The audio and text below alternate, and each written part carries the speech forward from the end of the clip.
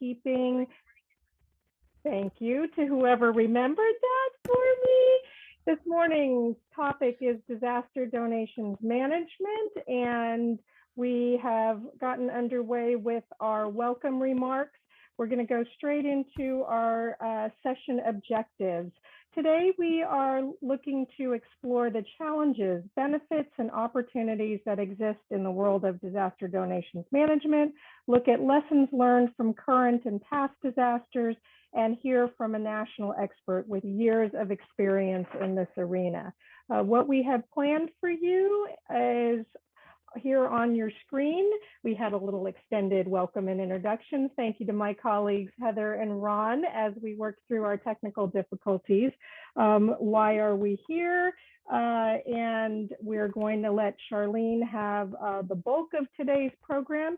We have planned a Q&A portion, and if time permits, we will hope to hear from some of you that have joined this morning who also work in this arena of disaster donations management to share your wisdom and experiences.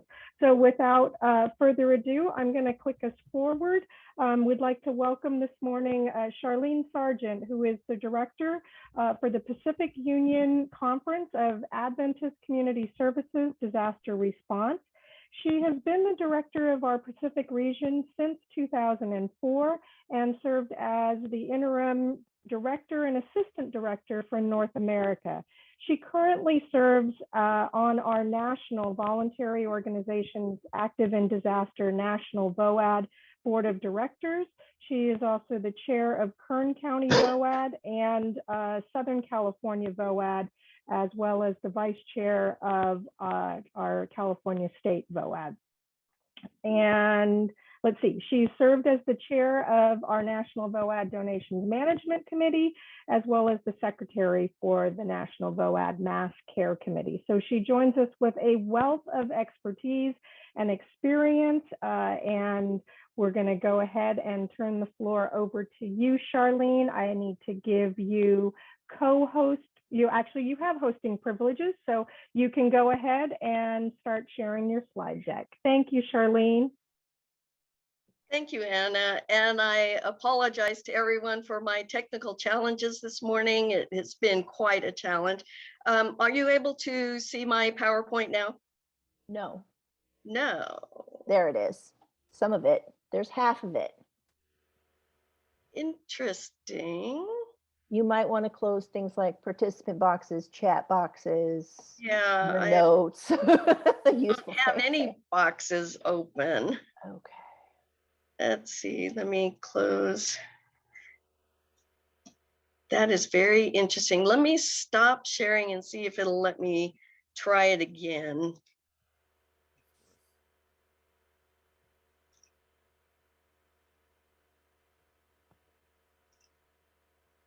Is that better? It's not here yet, but I see you. Oh, there we go. We're good now. Okay. Oh, hooray. Well, I have a lot of information to share with you this morning, and we're now shorter on time, but I based some of the information on the questions that we had. I'm hoping to answer most of the questions were asked, but I'm going to go ahead and get started here. We're going to look at an overview of donations management. And Anna, if there are any questions in the chat, certainly let me know, because I can't see that in presentation mode here. Absolutely. So I'm hoping it's actually going to advance. Of course it won't.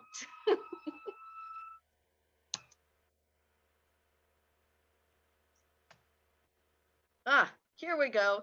So I am with Adventist Community Services, and our primary expertise is in donations management, but we do also provide emotional spiritual care, and many of our facilities are used for shelters along with the Red Cross. So we're going to start out by looking at what problems donations management can actually be. It is what we call stuff that arrives in disasters, the surplus trash, useless to frantic folk. So you can see here, this is a truckload of miscellaneous mystery bags and boxes that show up by the truckloads. So this is a 53-foot truckload, and it could take, actually this truckload took a dozen people about 2 hours just to empty. So you can see this can be a real problem. Here's a picture. I'm going to show you several pictures from one event in the Northern California area. The first one here is a location at a shelter. And this is just a little bit on one day that that shelter received. In fact, they started packing this up and just put it on pallets and sent it someplace where they could get it out of the way of operations at the shelter. And they ended up with a couple hundred pallets that showed up at that site.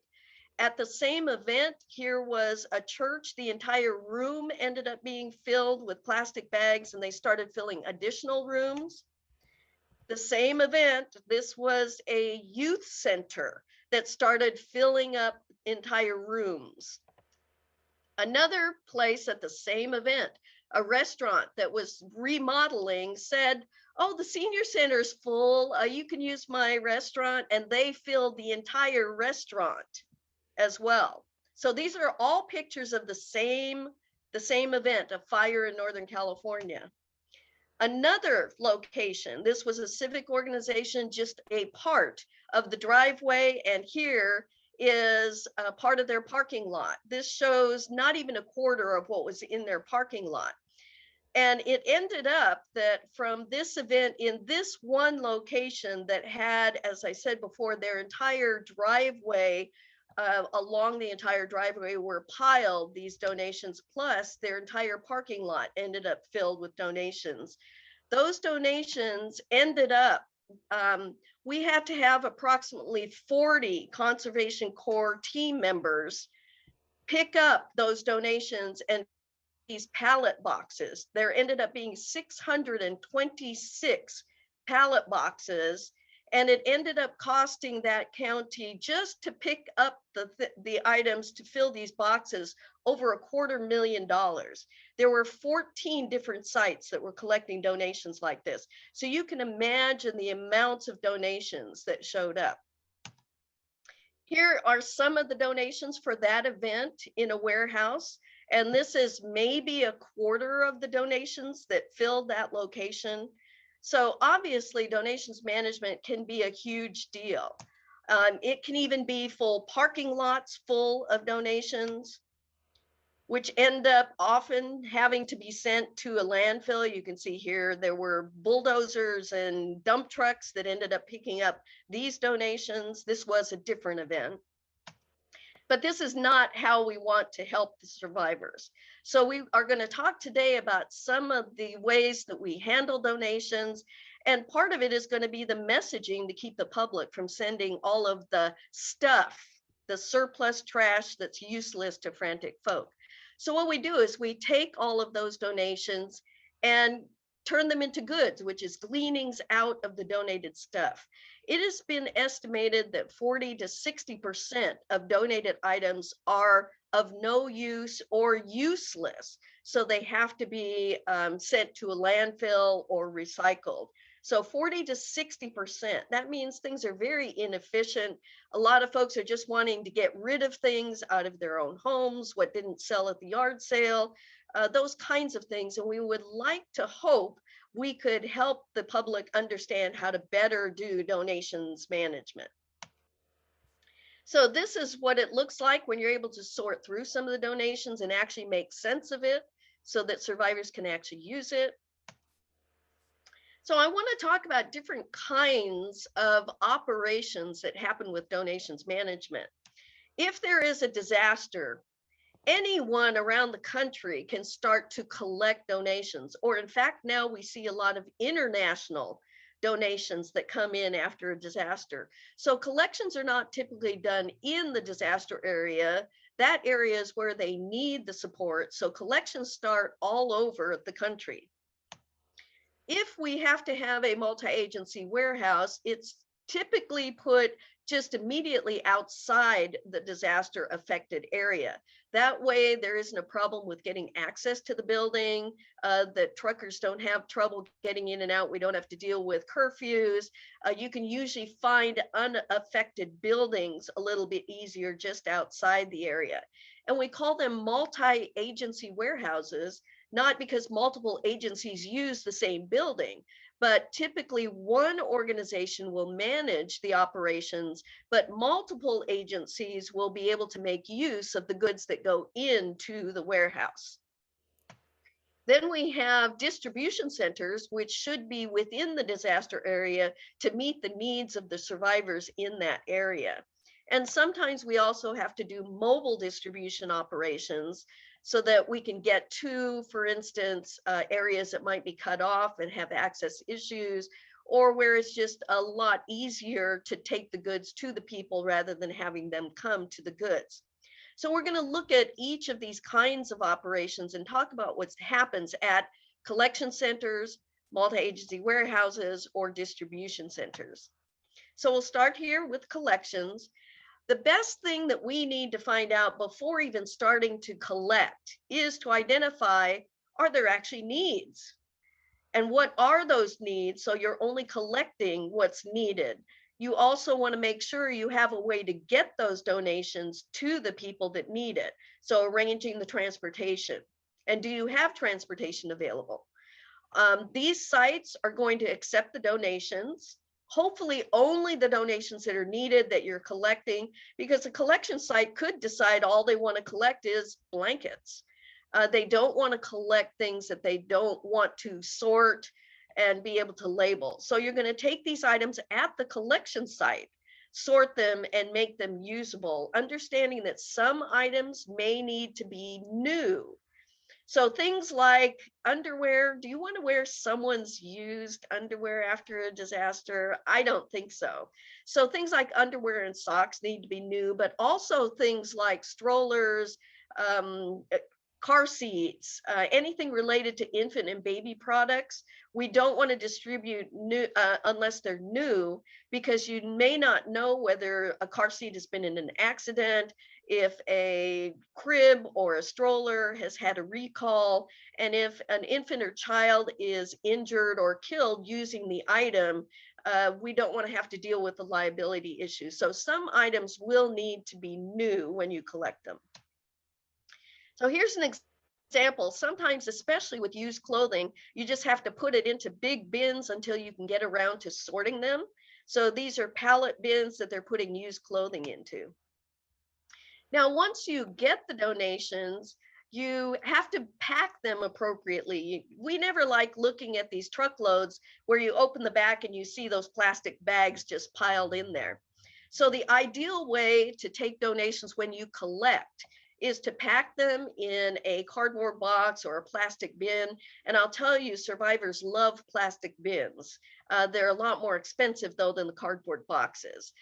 So we want to fill each carton and make sure that the cartons have the same item in it. So you don't want to mix food and along with cleaning supplies, for instance. You want to put the same kinds of items in a box or a bin and clearly mark them so when they get to the disaster area, they're actually useful and people don't have to open every box to figure out what's in it. Make sure, if you, especially with cardboard boxes, to pack them full, because if you don't pack them full and someone stacks a full box on top of a half full box, the lower one will probably crush and then things fall over and they might damage supplies. So pack them full. Please don't send boxes with miscellaneous items. It's much better to have similar items and have it labeled. And ideally, if you take those boxes and palletize and stretch wrap them, it keeps them safer in transport and it's much easier to handle than individual boxes or bags. When you pack clothes, the best thing to do is to separate them by gender and by size, so that you know whether it's men or women's clothing in a box or children's clothes or youth sizes, and put sizes on them. If you have, for instance, pants in a box, you don't have enough to have exactly the same size in the box, put the larger ones or wider waist or longest inseams at the bottom, and the shorter ones or smaller ones on top. The same with shirts, sweaters, jackets. If we put the larger on the bottom, smaller on the top, as you're looking for these when you distribute, if you see size 0 to 10 and you're looking for 6, you don't have to go to clear to the bottom of the box. You know that it's probably not going to be in the box if you skip the size that you're looking for. So it makes it much more efficient when you're doing distribution. Understanding also, especially we found out in the world of pandemics, and used clothing, used items, sometimes you have to be sure that they're not contaminated. So sometimes they need to be laundered.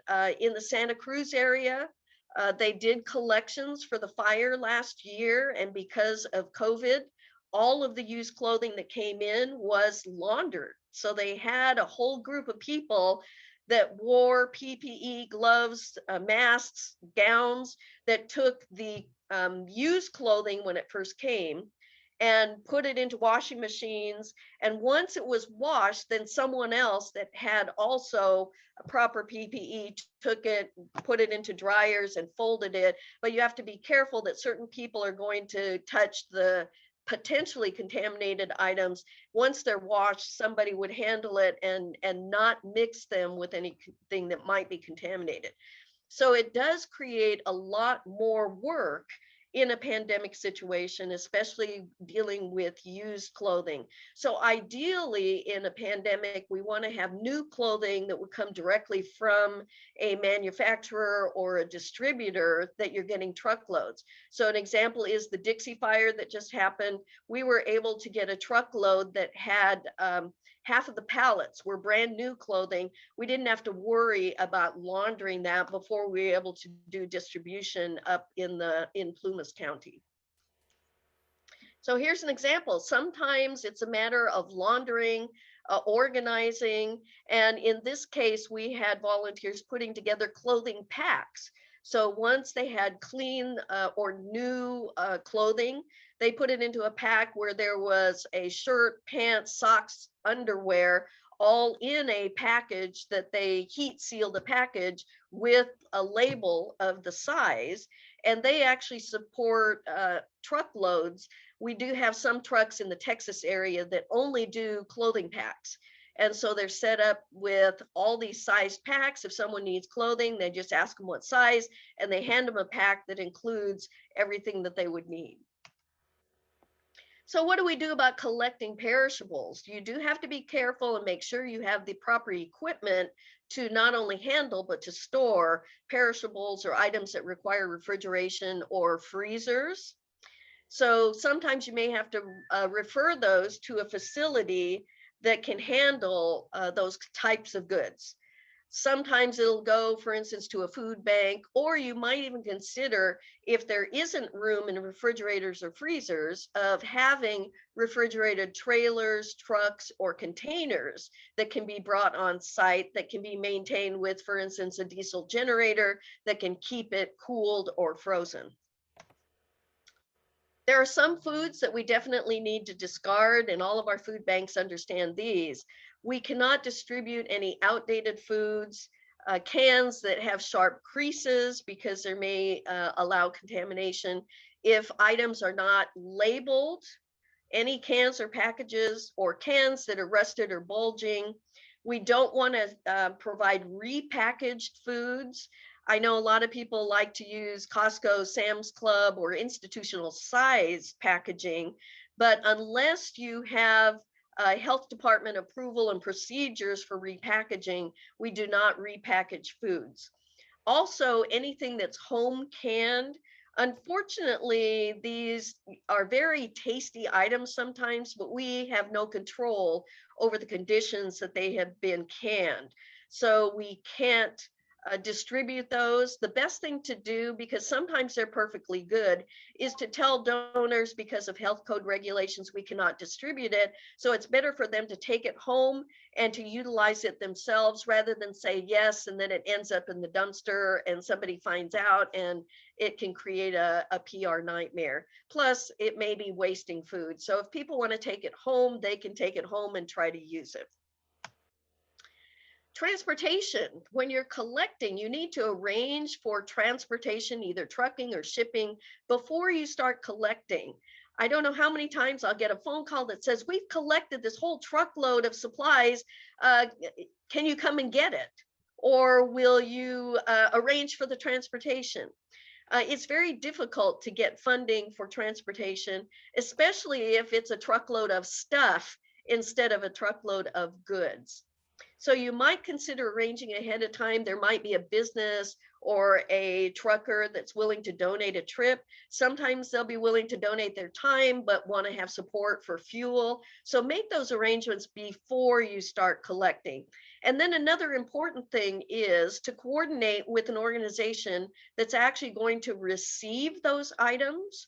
And most likely you want to coordinate them, not just because you're going to send them a truckload, but you want to find out what that organization actually needs. So part of determining your needs will be to contact an organization in the disaster area that is willing to do the distribution for you. So you need to know what you're collecting. Make sure you have an organization that says, yes, they will actually distribute it once it gets to the disaster area, and make sure that it's items that they actually need there and that they can handle accepting a truckload. Or maybe you're not going to send an entire 53-foot truckload, but can they accept the items that you're collecting and you're receiving? So it may be that you're going to send a pickup truck with boxes in it, rather than send a 53-foot trailer with palletized items that they may need a forklift to unload. So always make those arrangements with the organization that's going to receive the donations that you collect.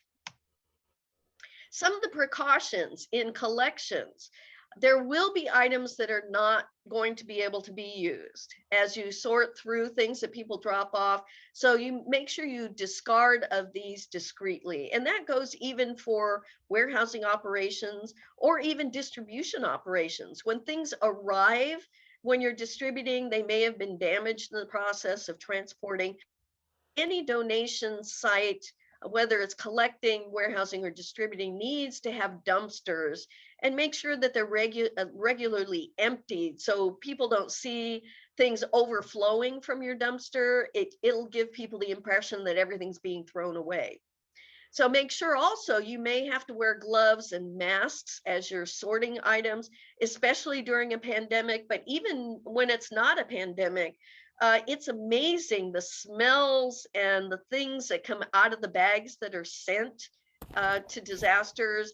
You may have to wear those anyway, but especially in a pandemic, social distancing may be necessary, which means sometimes we need more space to handle donations operations, to make sure that we can give folks space to social distance.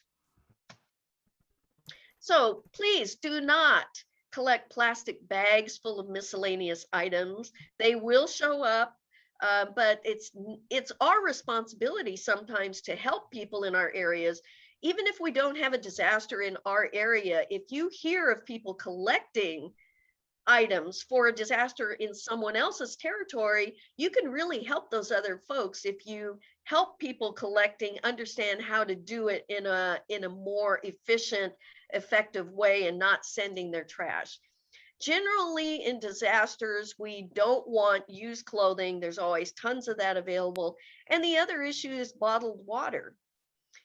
Unfortunately, everyone thinks that they need water in a disaster, and it is true, we need water. However, if you ever try to take different sized bottles, whether it's 8-ounce, 16-ounce, 20-ounce, a gallon bottles, and trying to handle that in a way that you can move it around, they come in so many different sizes and shapes that trying to put it on a pallet and handle that is very difficult. So we end up having to put them into pallet boxes sometimes. But if you're familiar with those bottles, sometimes they are pretty thin plastic bottles. And when you start packing water, which is heavy, into those pallet boxes, the bottles in the bottom will crush and it makes a mess. It'll flood your warehouse. So bottled water is a very inexpensive thing to purchase, and there are tons of companies willing to donate bottled water. So as an example, in Flint, Michigan, you know that the problem was having safe water to drink. There was one donation made to Flint, Michigan that was made to the school system so children would have water when they went to school. And that donation was 298 truckloads worth of water. There were many other organizations that each donated 29 truckloads of water. So we know that often we could find private sector partners that are willing to donate water. And even within the VOAT, we have partners who will be able to send truckloads of water. So it's much more efficient to be able to find people to send palletized water rather than the public sending individual bottles or individual cases. Part of collecting also is we need to make sure that we thank donors, especially when they're giving the items that we're asking for and are sending new items. So also they would want to have receipts because many donors want to make sure that they can use it as a tax deduction. So those are two considerations that we want to make, making sure that we do thank donors. So we're going to move from the collection sites to talking about the multi-agency warehouses. And usually these take experienced management teams that know how to bring up 100,000 to 250,000 square foot warehouses and get them operational, sometimes in a matter of just a few days. So these are facilities that are going to accept entire truckloads, like 53-foot truckloads of palletized goods, we hope, and not stuff. These facilities are not intended to help survivors directly, which means we never advertise to the public the address of a multi-agency warehouse. There's a lot of dangerous equipment, trucks running in and out, and forklifts operating that we don't want to have survivors in there. Plus, unfortunately, we don't want survivors to see all of the products that are available, because sometimes they don't understand when they've lost everything that sometimes we have to set limits of how much we can give individual people, because we may not have enough products to handle thousands or tens of thousands or sometimes hundreds of thousands of evacuees or survivors. These facilities also take sometimes up to 100 volunteers a day. Unfortunately, most of the volunteers are having to sort the miscellaneous stuff that is showing up in a disaster. So sometimes it could take quite a few volunteers. So this is one place that we often are able to use spontaneous volunteers that show up, because it doesn't take a lot of education or previous experience to sort donations. So they can be a valuable asset to multi-agency warehouses. Also in collections and distribution as well, we can use volunteers as long as the organization that is managing understand how to do operations and can utilize those volunteers and train them on the job. We definitely want the volunteers to document the donations, what's coming into the warehouse, and keeping an inventory database so that the organizations that are going to be receiving the products can see what is actually in the warehouse.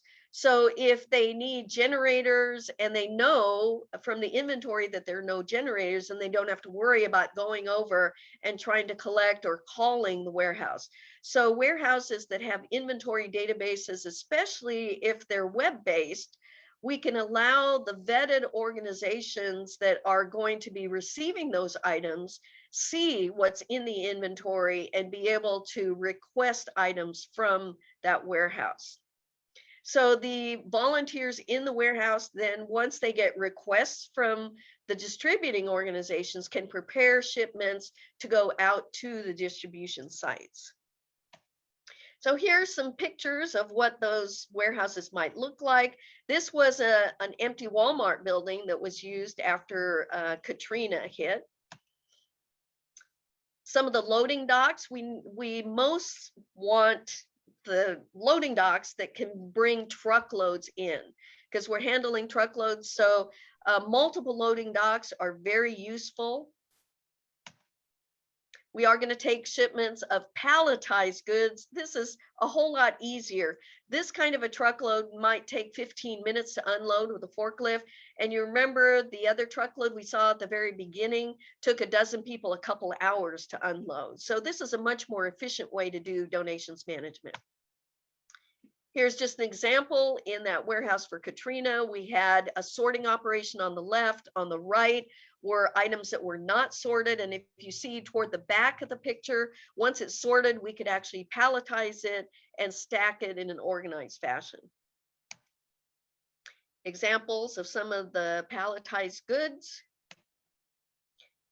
This was after Superstorm Sandy. You can see we had labels above the pallets so we can identify what is in the pallets. And with the mechanism that we have, the numbering system, if we have items of the same sort of number, like a couple pictures ago, let me back up here. If you notice, there's a sign that says 712. All of the 700 items are clean. So if you can count and put items in numerical order, all the cleaning supplies will end up in the same place in the warehouse. All of the clothing will be in the same place. All the food will be in the same place. So we can sort it easily with a numbering system that helps us organize the warehouse. An example, this was actually in San Diego following the 2007 fires. In this case, because we got most of the items donated already palletized, 4 people operated this for 3 months. It didn't take 100 volunteers. We only had 2 small box trucks come in that needed to be sorted. So this took a whole 4 people to operate. It makes it much more efficient. So we'll turn to distribution operations. And these are operations that are actually going to distribute and serve the survivors. Now, we're not talking about a pod. And there are 2 types of facilities that are called pods, either points of distribution or points of dispensing. You may be more familiar with now because of the pandemic. Points of dispensing usually are related to public health sites that do, for instance, vaccines and those types of things. A point of distribution is typically a term that's used by the Army Corps of Engineers, and there is a course about pods. It usually is a place where you distribute government procured products, and you don't necessarily have to document who is receiving those items like you do with a distribution center that distributes donated items. So a point of distribution is a term for government procured products that are given to the general public, typically through drive-through operations. And I believe FEMA's independent study course, IS 26, describes that, but we're talking here about donations management, so we call them distribution centers. So we're providing things like groceries, personal comfort items, hygiene products, baby items, maybe cleaning supplies, new clothing, those types of things that are donated. And often this could be in a school gymnasium or a church social hall, sometimes an empty storefront, or there are cases that it might be under a tent because there might not be a safe building to distribute out of. Sometimes tornadoes have taken out whole cities and there isn't a building left standing. So sometimes a tent might be used. In those cases, though, you may have to make arrangements for security because you don't want people coming in and just stealing everything that's there. So some other considerations when you're looking at distribution is really what are the needs of the survivors? So let's apply this to what we've become almost used to these days is fires. As these huge fires have raged throughout California, they start in one area, but as the fire gets bigger, some of the people that initially evacuated are able to go back to their homes, and other areas are just being evacuated. So the areas where people are just being evacuated, the distribution sites may have to provide personal hygiene kits or blankets to those folks or clothing. And the people who are in areas where they're going back to their homes may need things more like cleaning supplies or PPE. So different distribution centers may have different needs based on what those survivor needs are. So the distribution center doesn't have to have absolutely everything under the sun, but they need what's appropriate for the survivors that they're serving. Also consider that distribution sites being in the disaster area might have trouble with accessibility of roads being open, or they may have curfews in the area. Sometimes curfews are set up to prevent looting in certain areas. Also for distribution, it is best if you can provide multiple distribution sites. Unfortunately, survivors sometimes want to have options. There have been events where there was a single site for all distribution, but there were people in the community that did not want to go to the faith-based facility that was doing distribution because they had issues with either the ideas of that faith-based group or some of the members of the group. So giving people options of multiple sites that some be faith-based groups and some may not be, is always a good idea, because no matter how much people need supplies, sometimes they do not like a certain organization or don't want to go to their facility. So giving them options is more likely to be able to serve more of the population. We do need to be equitable in the way we distribute and not discriminate against people. So we want to kind of coordinate that. So if you have one group of people that's only distributing 1 or 2 outfits of clothes, that everybody might want to be consistent so that they don't say that one group is discriminating against people. Or even the same distribution site, somebody comes in and said, well, you gave her 2 outfits of clothes and I only got 1. So making sure that you are allowing everyone to be served without discriminating. We do want to document who is receiving the items and how much you're giving them. That helps document that you're not discriminating. But also in the case of nonprofit organizations, if you have a 501c3, you know that you need to document always where donations come from and the disposition of any items that are donated to you. So you need to keep track of everything that comes in and everything that goes out. There are considerations with distribution of maybe even turning it into a drive-through operation, so that and have no touch pickup. Especially in the pandemic, we found this very useful, to be able to set it up where people don't even have to leave their cars. They can come through. I need so much water or so many food boxes or this amount of clothing in these sizes. And then sometimes being able to have that pulled out and for that car put in a place where your volunteers can drop it on a table. That car goes to the table, they can get out at that point and pick it up. If you don't have the capabilities of having someone just pop a trunk or open the back of a van and be able to put items into their vehicle for them. So being a little bit flexible. Disasters are all about flexibility and trying to figure out how we can keep people, not only the survivors picking up donations, but our volunteers. So providing PPE if necessary to our volunteers and provide for social distancing. Here's an example. This was a mall that allowed use of one of the stalls there, one of the shops, to distribute food items. That's one option for doing distribution. On the top right here, that was a civic organization that did distribution in their facility. And the picture on the top left and the bottom, across the bottom, used to be a store that sold appliances. And it was empty. They allowed us to use that for distribution. So we were able to set it up like a sort of a thrift store, except all the items were free to disaster survivors. Making sure that you put signage up on the outside so people know that you're there to help them for disaster operations, and then have it organized. Now, if you do allow survivors to come in, and you can see like the picture on one side was clothing for women, another side clothing for men, and then in the middle there were food boxes, cleaning buckets full of supplies, there were blankets and diapers, a variety of products. So if you allow survivors to come in and choose what color pants or shirts they want and other items, you want to make sure you have escorts with them. In this case, we did have some shopping carts, but have an escort with them with a clipboard that as they put things into a cart or a box or a bin, that you can mark down what they're taking and make sure that things stay neatly organized. If you just let people rampage around, you'll end up with something that looks like the Kmart blue light special table.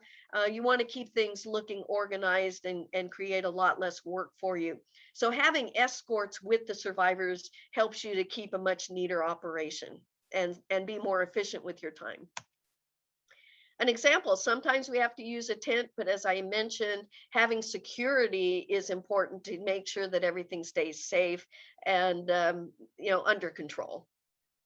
I do know in San Francisco, one of the plans even for warehousing might be that they put up a huge tent in a lot in order to warehouse, because if there's an earthquake in the Bay Area, you may not have buildings that are safe because following earthquakes are aftershocks. So making sure that things are kept safe and the volunteers, in fact, safe, sometimes the plan might be to put up a tent. So sometimes we might have to do mobile distribution as well. In the case of mobile distribution, this is done especially in items where they're isolated or cut off, where there are no other services available. And often in disaster, survivors lose their vehicles, their means of transportation, or want to stay at home to protect any property that may not have been destroyed in the disaster. Sometimes mobile distribution can be set up as a drive-through operation. And for mobile distribution, it's often much more efficient to have prepackaged kits. So for instance, I mentioned earlier, clothing packs with a shirt, pants, socks, and underwear, or it might be a personal hygiene kit, or a cleaning bucket full of supplies, or a kitchen kit box. When you pre-package and just have to handle a box or bucket to a family, it makes it much more efficient. And consider the drive-through operations where you don't have to be in direct contact with survivors. Okay, so here's an example. During the pandemic, we did distribution of kitchen kits. We were able to do it as a drive-through. People came by, pop a trunk, you put a box in, and away they go. And the bottom, that was actually a drive-through operation in Saipan. There were no buildings at all available after Typhoon Soledor, and we used a line of pickup trucks where we put items in the back and we lined them up next to each other, and cars just drove by the back ends of the pickup trucks, and we had folks walking with the cars and folks at the back of the pickup truck saying, did you need this type of item? If they said yes, we put it in their car. If no, they drove to the next pickup. And we just set it up where pickups were lined up. They drove past a whole line of them, and then they were off on their way. We have been able to do that as well in the United States if you don't have buildings available. And we did this as mobile distribution. So just an example of a variety of trailers that might be used. So after you've seen donations management and the problems, the number one message in donations management is if you're going to donate, cash is best.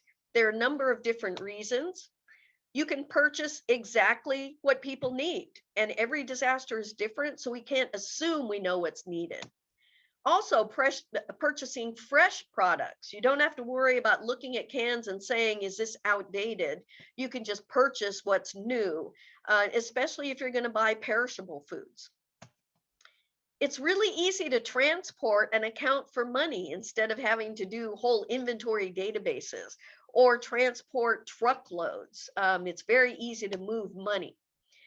You can leverage if the money goes to a nonprofit organization and they get $5 from here and $10 from there or $100 from somewhere else, being able to take that and use it to bulk purchase or go in and purchase wholesale allows you to purchase more for the dollar than it does an individual donor that's going to go out and buy individual cans or bags.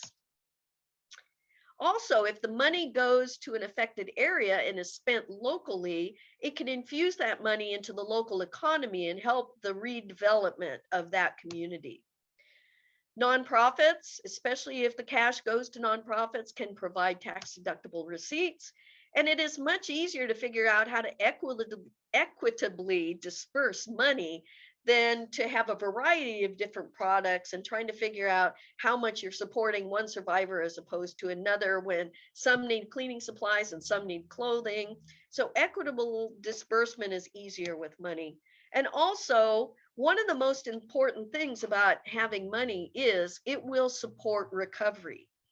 There are lots of government entities that help support the operations of response efforts, but recovery is normally left up to nonprofits or to funding organizations, and it's much harder and a longer process to recover from the event. So some considerations around these financial contributions.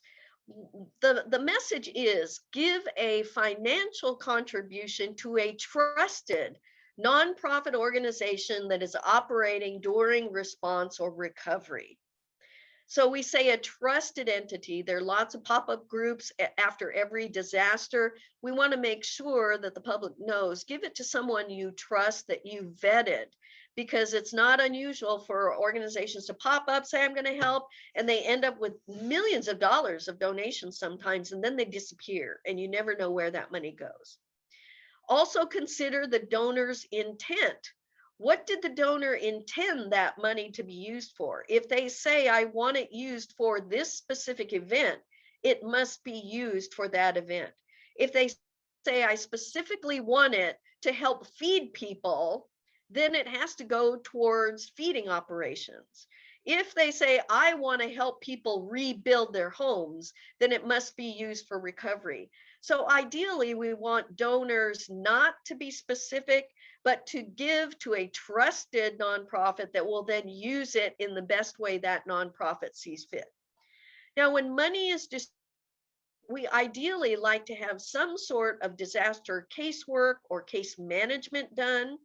That way you've verified that in fact the people you're giving the money to really need it. There's some people that will go out and say, you know, I was affected by this event, and when you do some investigation, you find out they aren't even living in that area. They drove in because they know there's always free things in a disaster area.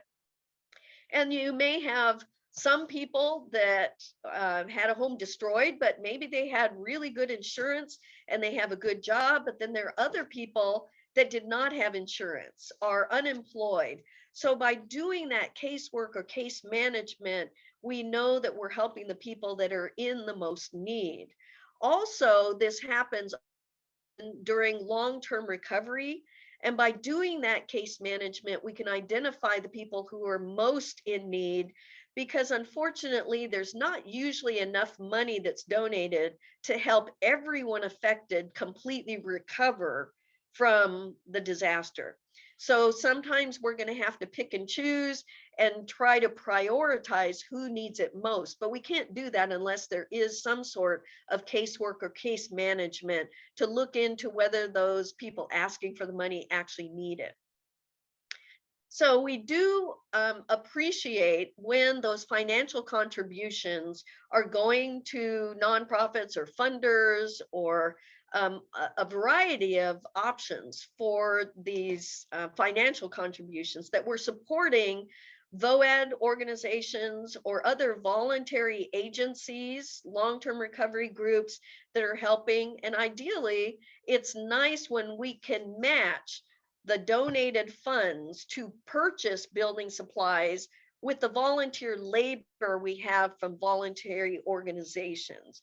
So if we can take the money and purchase the supplies and then use volunteer labor, it's usually the most efficient way to help rebuild people's lives. So even consider agreements between our government partners and the people that are receiving the funds. Having agreements between the funders and long-term recovery groups or the VOADs, so that you don't have discrimination. There have been times where there have been funders and the VOAD gets together and the long-term recovery arranges, they identify families that need help. VOAD organization says, I will send a team in of volunteers that provides free labor. And we'll have several organizations that show up to do rebuilding different homes. And then when it comes to reimbursed building supplies, the funder says, okay, I'll reimburse this and this and this organization, but I don't feel like funding the building supplies for another organization. So sometimes, especially with government entities, if they're going to funnel funds, cash or financial contributions to a fund, you want to make sure that that fund is going to distribute those funds without discrimination and go through some sort of case management program that makes sure that it's getting to the people that really need it. So usually government jurisdictions will have what we call the Volunteer and Donations Coordination Task Force, VDCTF. Sometimes you'll have a volunteer manager, sometimes you'll have also a donation manager, and sometimes the same person does both. So it may be one person or it may be two people, depending on your jurisdiction. The VDCTF will also include some other government departments, like your communications folks. So you definitely want a public information officer. It might include some people from logistics or general services or your finance departments. You probably want to also add the VOAD as part of that VDCTF, because they're the ones utilizing volunteers and receiving donations. It would include people that would represent your warehouse if you have one, phone bank or call center, and also your volunteer reception center, or some of you call it emergency volunteer center, and may also include your private sector, a business operations center.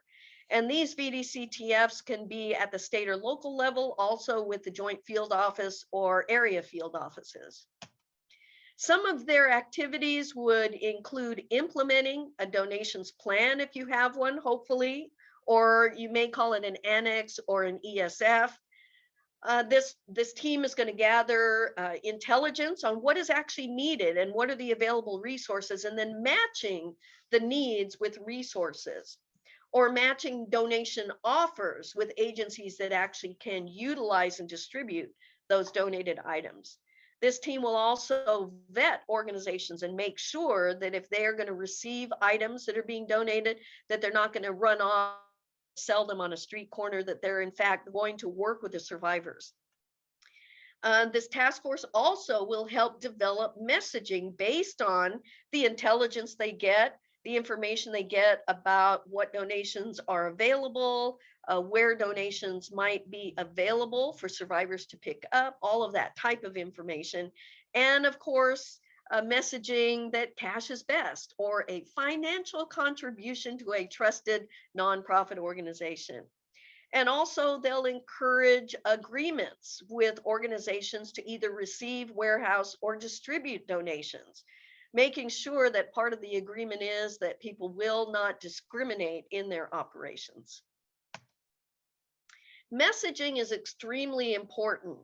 And one of the things about donations management is preventing the stuff from showing up and only receiving goods. And that really is all about the messaging, and make sure that you not only message what the confirmed needs are, because if you, in fact, even if you have confirmed needs, be very careful about posting what those needs are, because if you say you need something, you better need a bunch of it, because if you ask for rakes and shovels and you need maybe 20 of them, you may end up with 20 truckloads of them. You never know. So be careful about confirming needs. And you might want to coordinate with some of your partners. For instance, the Dixie Fire, we did not want to have a lot of used stuff show up. So we knew that what we were trying to do is target getting items that would actually be valuable to our survivors. So we did not ask for any specific donations. We did not want used clothing and said we did not need it and we're not going to accept it. But we were able to work with some of our partners, including some of our national VOAD partners, to give them a call and say, you know, we really could use new products and make arrangements to get sometimes truckloads of exactly the new products that we need for the area.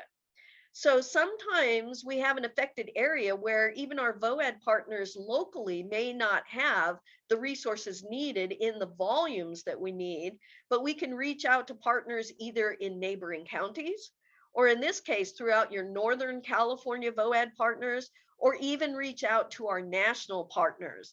And when we do that and reach out to our partners, they understand that if we only ask for 2 pallets of something, we only want 2 pallets. We don't want 2 truckloads, because we may not have enough space to put it or have buildings to handle the kinds of volumes that the private sector may send us if we say we need something.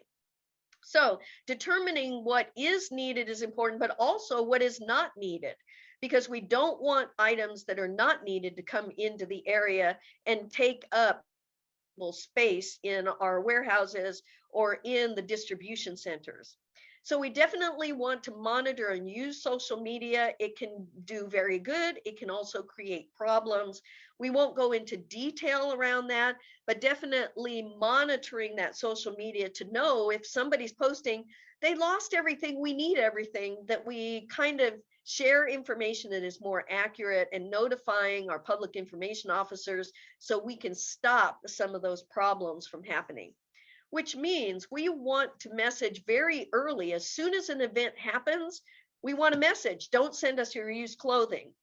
We want to message things, even if we don't know what the needs are yet, we could even message that this event has happened. We don't need used clothing. We are trying to identify what the needs are. And as we identify them, we will share that with you. So we can have pre-scripted messages before disasters in anticipation of what the messages might be, so that immediately after disaster, we can just review a pre-scripted message and get it out very quickly.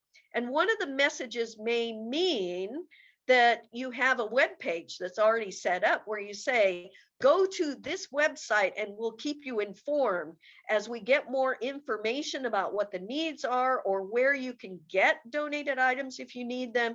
Go to this web page and you can send them to a web page that has all the necessary information for that particular event, whether it's where do you find a shelter if you've been evacuated and need to find a shelter, or where do you find the donated goods, or where do you take your donations? And make sure that when you have those web pages and you have messaging, that you do it on an ongoing basis and make sure that it's always giving a consistent message. Because if you are saying we don't need used clothes, and somebody on social media says they need everything, send all your used clothes, then you want to make sure that we have consistent messaging going out, that you listen to the bad messaging and you can counter that. And we have consistent messages through all of the voluntary organizations as well as government at all levels. And sometimes we can even push that message out throughout the country to make sure people in other places that are collecting are aware. So we do have information management software we need to be aware of. The software can be used to facilitate financial contributions. Almost all nonprofits can do that now.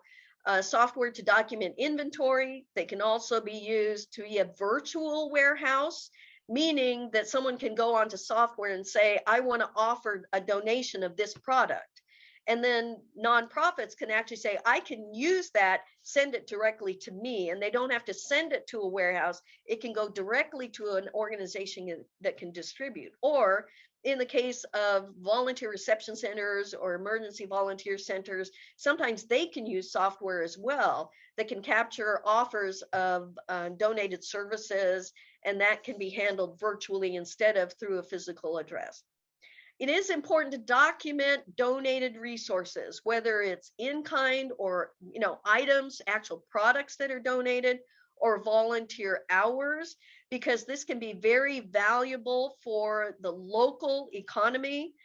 If you're not aware of donated resources policies with FEMA, especially when there's a federal declaration, that there is a cost share. When FEMA declares a disaster, they don't pay 100% of the cost. They only pay 75% usually. And then the state and local government have to pay the remaining 25%. The donated items and the volunteer hours can be used to apply to the part that is responsible to be paid by local and state government. So if you document that this amount was donated in products and these number of hours, meaning this value, dollar value of volunteer hours, if you can add that up, that it's donated to a certain county, that county can say those apply to our part of the cost. And it can make it such that the county sometimes doesn't have to pay anything, or the state may not have to pay anything. So documenting those hours is very valuable. In the case of Joplin, Missouri, they documented the volunteer hours and donated resources enough that it covered the entire $17.7 million that was the cost for state and county government. So all of the cost ended up being covered by FEMA. We can also use software to post needs. So it is very important to do planning. And I know we're getting really close to the time we're supposed to be done. We'll just basically go through this. Planning is very important, to have plans or annexes or ESFs that include agreements with the people to make sure that you know who's going to handle the donated items. Educating and training, and this means educating the public before a disaster about how to donate, and getting involved in educating civic organizations, faith-based groups, to help them understand that by opening up when there's a disaster and say, we'll accept everything that you want to give, and help them understand better procedures for donations management will really help you in the long run when the disaster happens. Educating and training your VOAD or long-term recovery committees, and then exercising. What does that look like? Then if there is a disaster, activating. And then after you've gone through a disaster, to review what did happen, having your after action reviews, and then based on what you find out, revise your plans.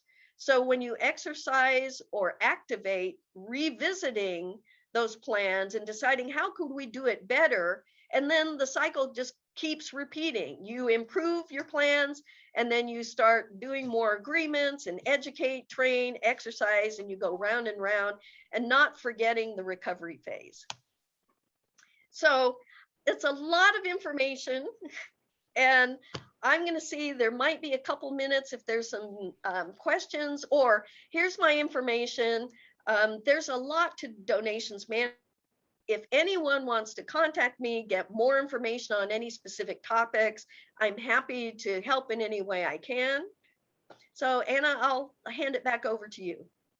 All right. Thank you so much, Charlene, for your wealth of knowledge and experience that you shared with all of us this morning. In the interest of time, and I know we got underway a little bit late, I'm going to work with Charlene offline. There have been a number of questions, and I wanted to just let you get through all of your material, Charlene. I'll work with you offline, and we'll pull together kind of an FAQ document that we will post with today's recording. We will answer as many of the questions as we possibly can that were not already answered in your presentation. And there is a document that I did share with Anna that's available that had all of the bullet points from my presentation that she'll be able to share with you as well. Yes, I actually put that in the chat box during the session. And let's see, are you folks seeing, Charlene, I need you to stop sharing your screen for one moment. And there we go. Okay, so that's how we're going to handle questions this morning, folks. And we've got a couple of housekeeping things to get through at the end. One, for our funders, I do want to ask if you can please, as I give these closing remarks, take care of our participant evaluation pool. That is what allows Heather, Ron, and our colleagues around the Greater Bay Area to continue to offer these programs to our nonprofit sector. It's a short 6-answer questionnaire. If you would do that while I give you these final remarks. We have, as we said in the beginning, this is a part of a training series that is happening throughout the 12-county Greater Bay Area. On your screen is a flyer with the South Bay Hub sessions that are coming up. We also have regional sessions, and there is one final workshop in the regional series on long-term recovery that's coming up in November. We will post this flyer as well with the workshop materials.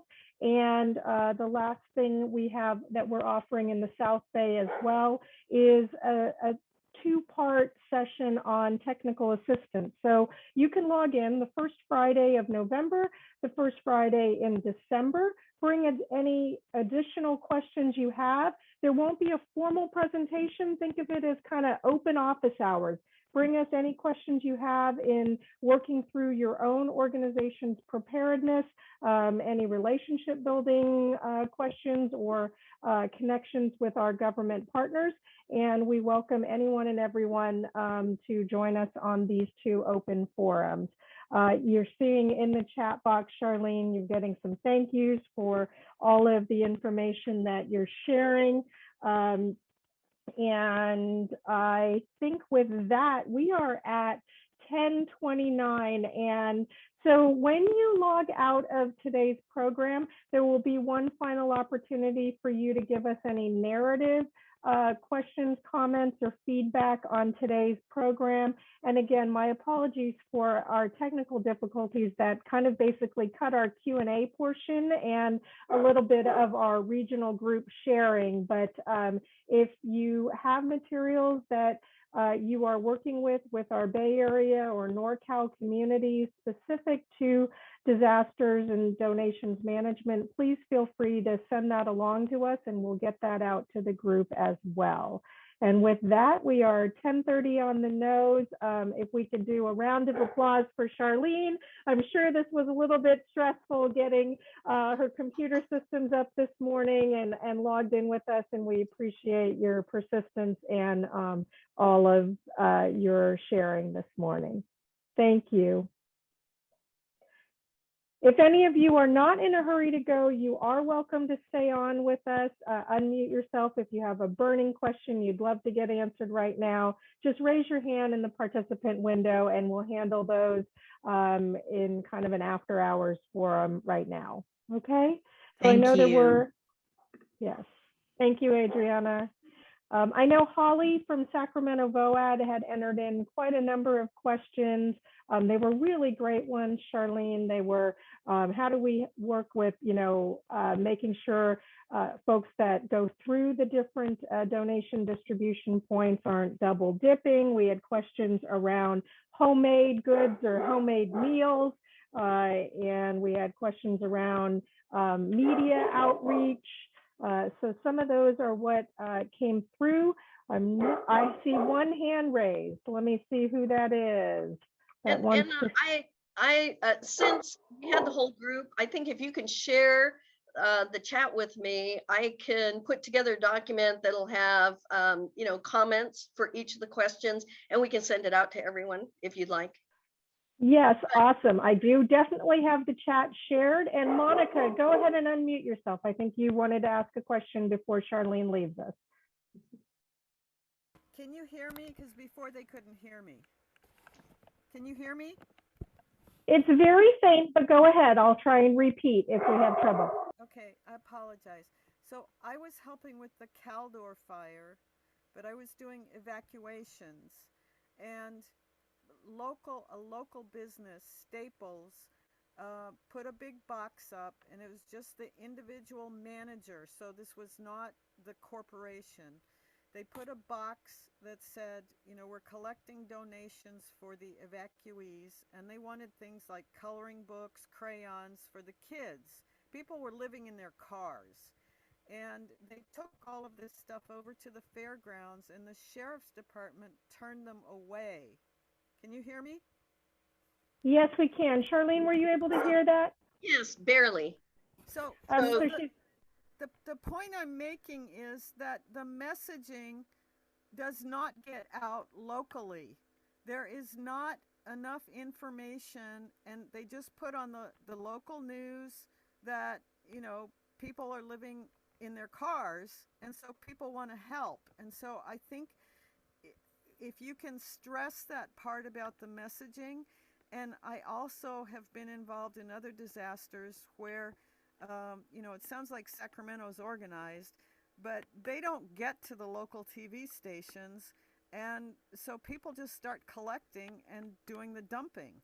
That's why it's so important to work with your entire PIO, Public Information Officer cadre, and utilize multiple media outlets for your messaging. I totally, I'm in emergency management, so I totally get that. But what I'm trying to say is the general public gets really offended and turned off because the messaging does not get to everyone.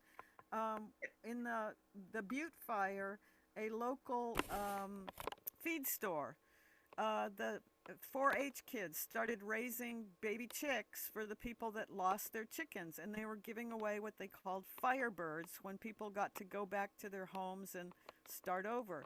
I mean, that was really cool, but it was completely independent. So right. So Monica, I think the message, Monica, is that it's incumbent upon all of us that are working in this field to be clear about the messages, to be sharing with our jurisdiction's public information officers and the media to be pushing that out. We're all in this together. We all have a responsibility, and Charlene's given us some great information about how to share those messages as succinctly and as appropriately as we can. Charlene?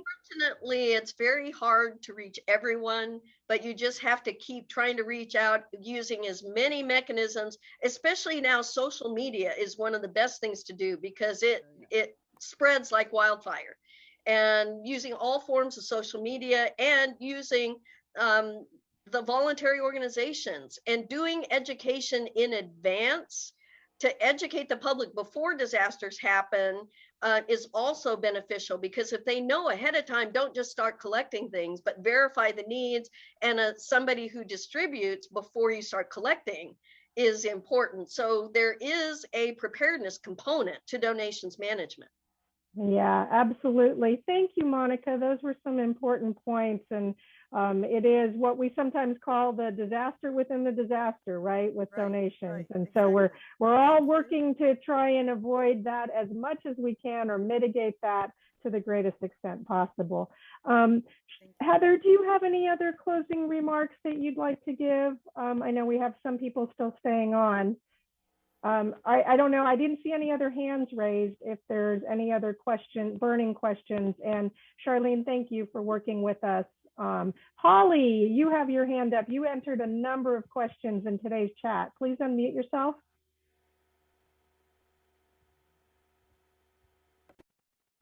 Can you hear me, Charlene and Yes. Anna? Yes, we can. I do have a question. Real quick response to Monica's star.